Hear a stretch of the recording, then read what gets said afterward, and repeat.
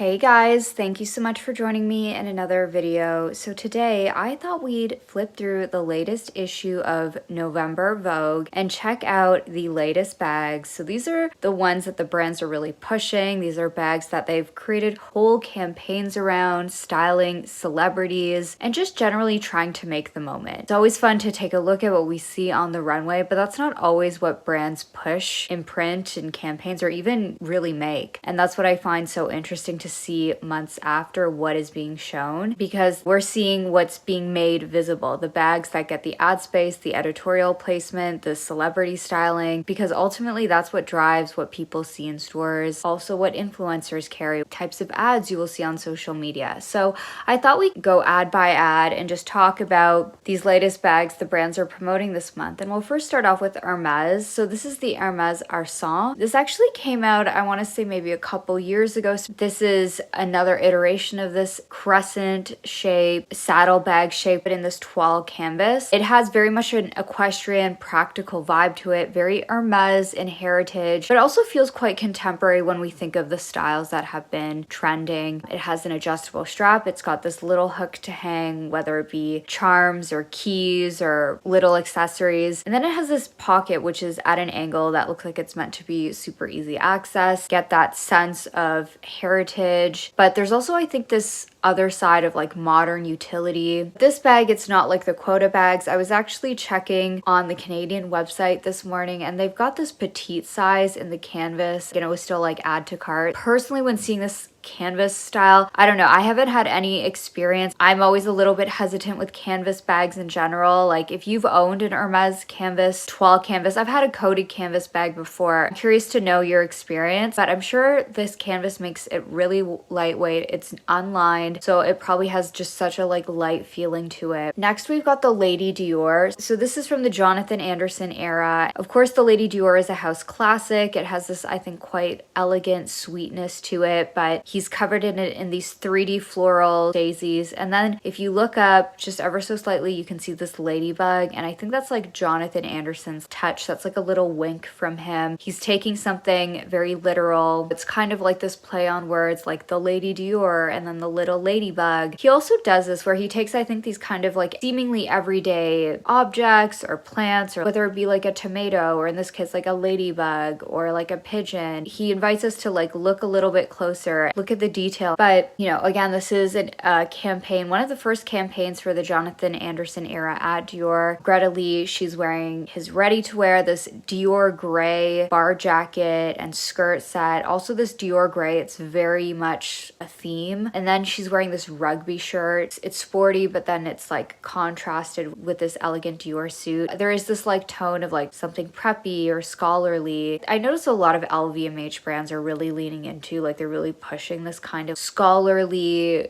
preppy, bookish kind of theme. Celine had like preppy polos and like little book clutches. Now let's move on to Gucci. So this is an ad campaign from the design team. This is not Demna's first collection yet. We've got 2 pages full of bags here. I won't review every single one. Honestly, I did a full review for this specific collection. I'll link down below. But now that Demna's in charge, we've already, with his kind of like transitional collection, we have sort of a taste of his aesthetic direction. So it's going to be different from, this is sort of like the post Sabato design team era. Demna's going to bring in something very different. We've already seen some of the beat up bag themes that he's bringing to Gucci. It'll be interesting to see if Demna likes the slate clean in terms of the bags, or if he does his kind of like beat up thing. I think we'll still see like the classics. Of course, we're going to see the Gucci bamboo, and then there was like this bag that looked like the boat bag from like a while back.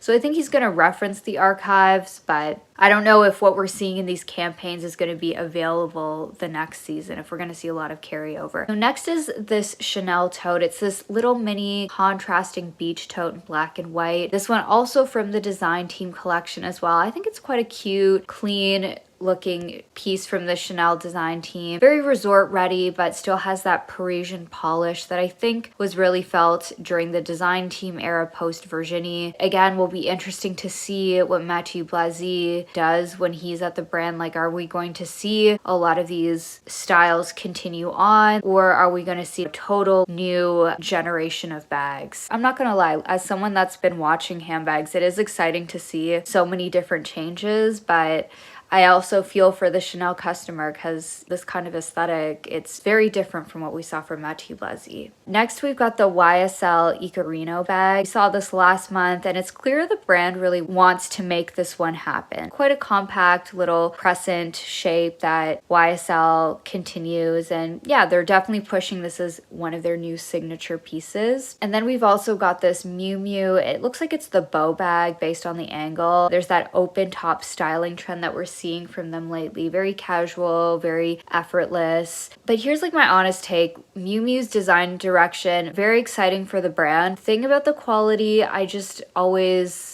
wonder about. Every time I've handled their bags in store, I don't know, I've never been like, wow, this is like a $3,000, $4,000 bag. The craftsmanship compared to the price point, I don't know if I like sense that. But I think for Miu Miu though, it is more about like having that kind of look and the mood. Next, we've got Max Mara. So this one I always find very interesting whenever I see it. And this is the Max Mara Whitney bag, and it was originally designed in collaboration with architect Renzo Piano for the opening of the Whitney Museum in New York. That's why it's called the Whitney. But the reason why we're seeing it here is because it marks its 10-year anniversary, and even just looking at the bag, the stitching mirrors the vertical lines of the building's facade. This bag also embodies Max Mara brand quite perfectly. Beautiful Italian design that is quite modern and timeless, and will pair beautifully with any of their coats, and they're ready to wear. Next, we've got the Ralph Lauren Polo ID bag. So this is one I feel like I've talked about in almost every video when flipping through Vogue, but it continues to be one of their hottest and most recognizable bags. It has that hardware detail with that like little polo equestrian motif. Kind of has a bit of a vintage equestrian energy, but then I think it also fits so perfectly with this Americana and Western revival we've been seeing in fashions. And it's also significantly less. It's probably one of the best price bags on this list. Maybe there's a few more we'll talk about. Price point is pretty like, quote unquote, I'm gonna say, you know, compared to these other brands, more approachable. Next, we have Michael Kors. This is a structured black envelope shoulder bag. I believe it's a little bit hard to see from this imagery. It's sleek, tailored, very classic Michael Kors, quite polished. Almost a return to that 2000s uptown aesthetic. Then we've got this Dooney and Bourke woven crossbody bag. I also appreciate in the ad they put the name. They've also included the price point. It's described as featuring hand-stained Italian Vachetta leather worn by hand in our Norwalk, Connecticut factory. Definitely has more of, again, that heritage look to it. And I would say it's close to, I think, a contemporary alternative to if you like sort of the aesthetic of like a Bottega or an